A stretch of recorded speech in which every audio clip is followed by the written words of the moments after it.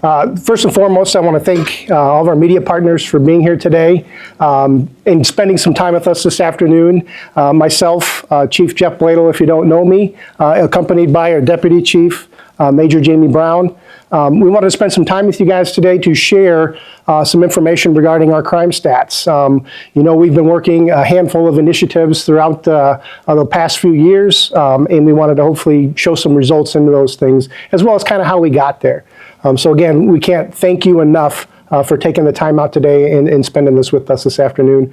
Also want to thank the Mayor for being here. Thank you, Mayor, for being here, and our partners as well. I see Family Resources in the back as well, so thank you guys for being here. But we'll start off kind of a little bit of a recap for our strategy evolution, right? So nothing that we've built came in a single day. A lot of our initiatives started, and our first initiative actually started in 2019 with the Bureau of Justice Administration grant for the National Public Safety Partnership. And in 2019, that's what kind of started the flow forward for our development of a violent crime reduction strategy. The National Public Safety Partnership allowed us to do a number of assessments within our agency.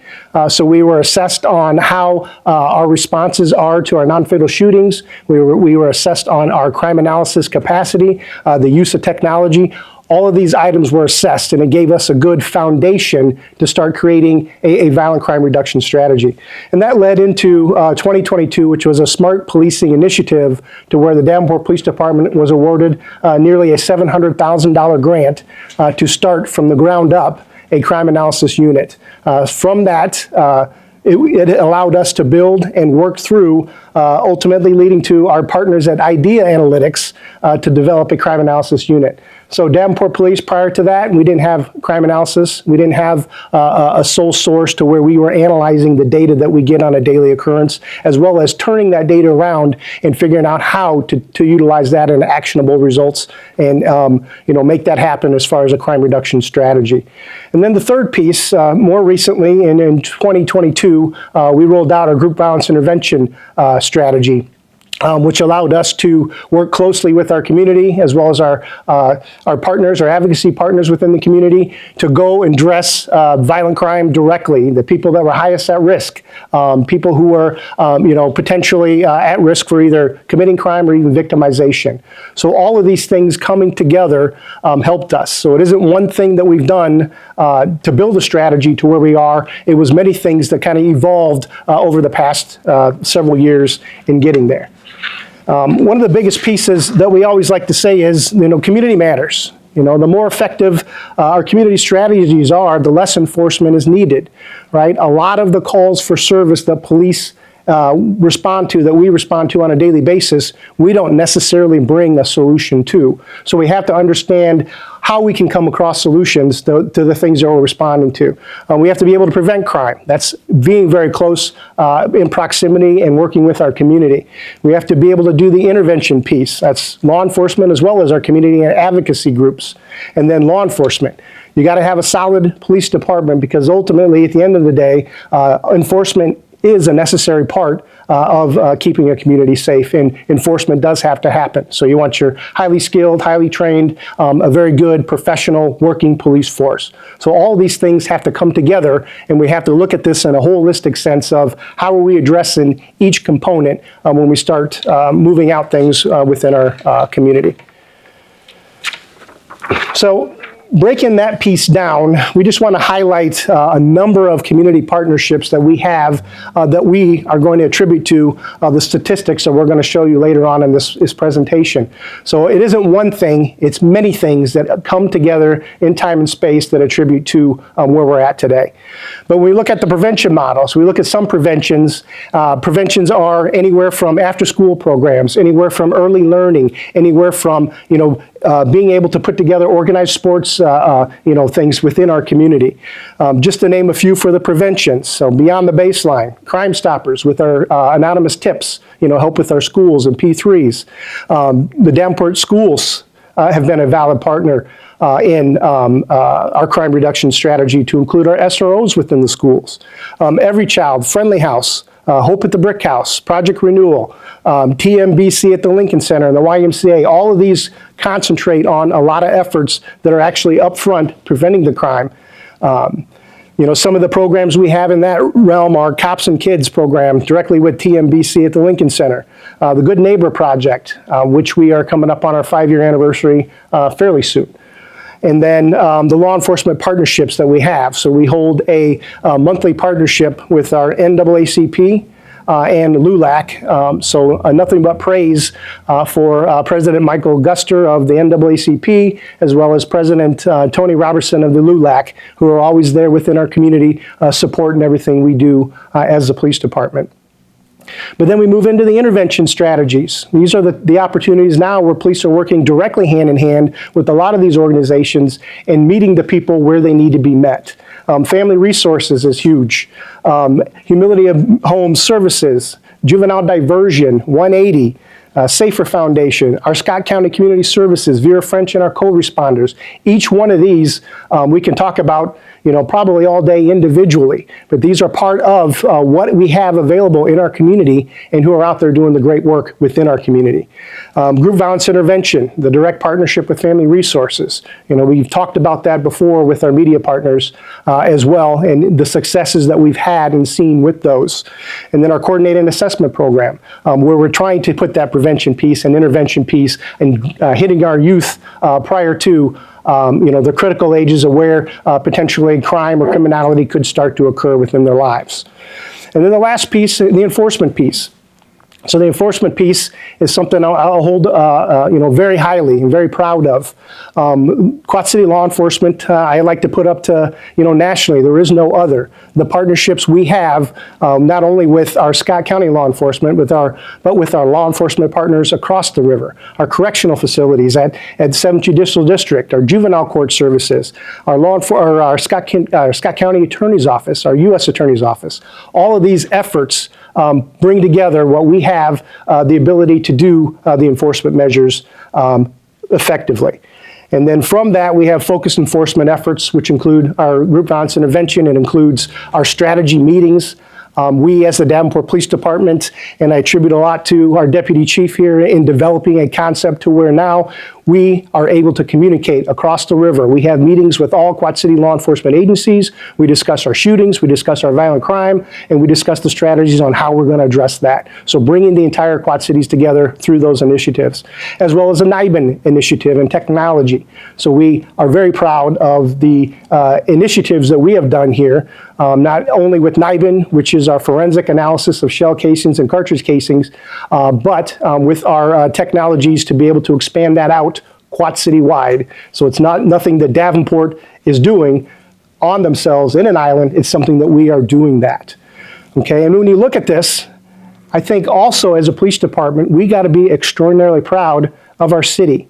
When we look at our mayor, we look at our elected officials, we look at all the work that they've done, they have touched every piece of this continuum. We put effort and energy as a city in prevention, in intervention, and definitely support with law enforcement. And we couldn't thank our elected officials as well as our city administration on all the efforts that they have done with that piece.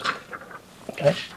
So we'll start off with shots fired incidents and some of the violent crime statistics. So first and foremost, our 5-year comparison, we're showing a 66% decrease in the amount of shots fired calls since 2020, which is an extraordinary number. And just compared to last year, a 26% decrease in our shots fired calls, okay? And I'm gonna flash back while I leave this up here and kind of want you to think back on that last slide. You look at all of the partnerships that we have within that continuum.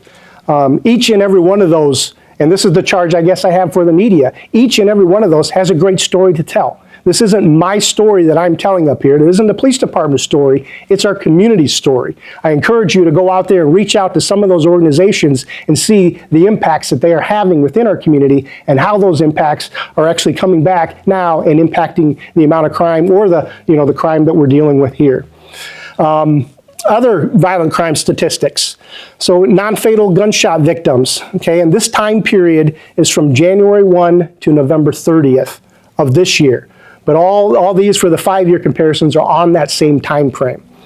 So non-fatal gunshot victims, we have a 44.1% reduction in non-fatal gunshot victims from last year alone. That's 19 victims so far this year, but it's down from 34 victims the previous year. Firearms charges, okay? So we look at the amount. I don't have specific data, but I can tell you our preliminary numbers is that the officers are out there. The enforcement piece is a necessary piece.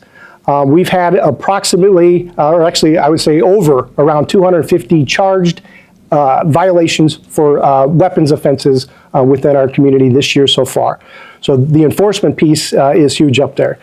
Recovered firearms, we saw a 15.8% increase as compared to 2023. That's 351 to 303 last year.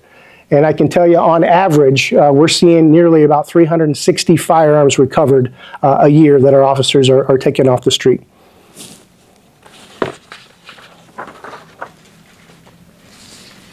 So this is a chart that shows our trend and trending forecasts. And again, this is our 5-year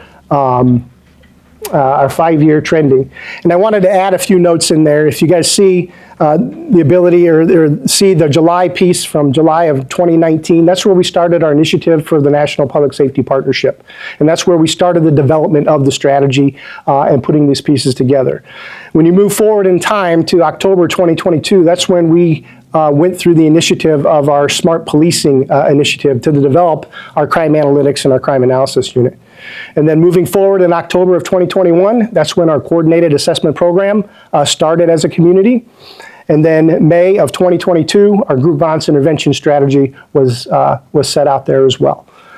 So again, the development of our strategy, we obviously need to be able to respond to crime and understand what it is that we're coming on in real time. We need to be able to work on problems that we as law enforcement don't fully bring a solution to, but we have to have those right partners in place and those items within our community that we can continue to make headspace with those issues that we have. The foundation to all this has been just the fantastic work, and you guys can imagine putting all this on an organization, for 4 years straight. It's 3 major federal initiatives that we put together to include in coordination with our partners, all the fantastic work that the agency has done to put these together. But I do want to stress the phrases here. Okay, you guys hear a lot of programming. You hear this is a program or that's a program, right? I want you guys to start looking at it a different sense. Okay, a lot of what we try to build is a strategy. It's not a program. Programs usually have a beginning, they usually have an end. When we try to develop a strategy not only for our department, for our city, for our community, with our partners, we try to look at in the essence of a cathedral mindset of we want this to be a strategy that continues on, and it may live well past our existence within these organizations. So we have to continue to understand that we are developing a strategy and we're going to continue to build on those strategies. So gun violence statistics, again, we look at our shots fired from January 1 to December 1. This is real time, so a 26.6% reduction. And then our non-fatal victim shootings is a 44.1% reduction. And then our 5-year comparisons for our shots fired calls. In 2020, we had 265 shots fired calls to this year so far is 88, 66.7% reduction. 5-year comparison for non-fatals is about a 48.6% reduction. And then the recovered firearms is a 15.8% increase in the amount of information that we recovered. So also included items, and I know throughout the years our media partners have reported very heavily on stolen vehicles. So we wanted to throw this information in. So as a 5-year comparison, we're about 15% down for a decrease. And compared specifically to last year, a 36% decrease. So we look a little bit into 2023 where we see the 453 stolen cars, and I think, again, a number of your media outlets have been reporting on some of the phenomenon we saw last year with the Kia and Hyundai cars that were being stolen. That almost attributed to nearly half of those numbers from what we saw there. So Stolen vehicles are an important part of our violent crime reduction strategy, working with working with the diversion programs as well, but also getting the message out there to the community to continually understand that they play a huge role when it comes to prevention of stolen cars. We still got to lock it up. We still got to understand, where we're parking, where we're keeping our key fobs, etc. Warming up our cars in the wintertime. All of these are important factors. We saw a lot of stolen vehicles that were attributed to some of the gun violence that we had in our community. They almost went hand in hand for that. That concludes the slides that I have, but I did want to throw out a few more things. So we do the UCR reporting, Uniform Crime Report, which goes to the FBI.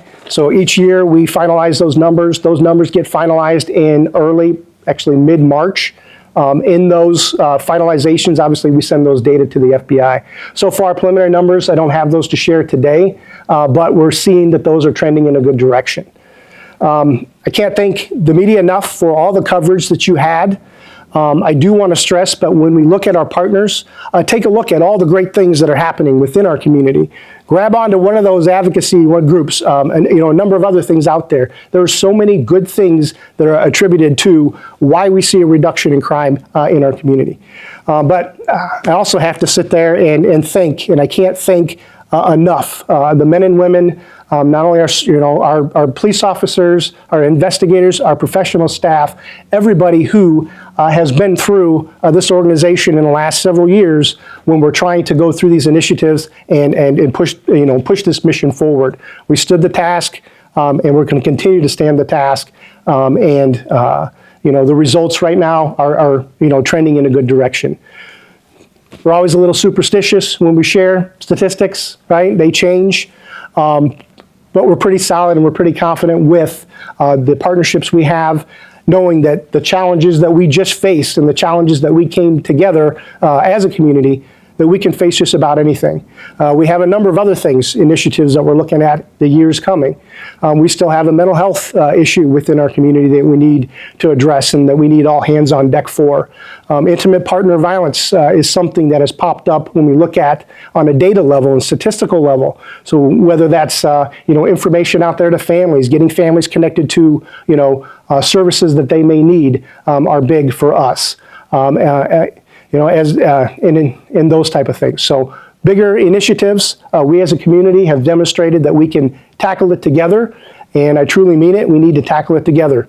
So that's our initial call to action. But again, I can't stress the thanks we have for the officers and the men and women here for all the great work that they've done throughout the years, and we're going to continue as your police department to find new strategies, find different things that we can to be the most efficient and effective police department our community can have, so everybody can have a safe community to live in.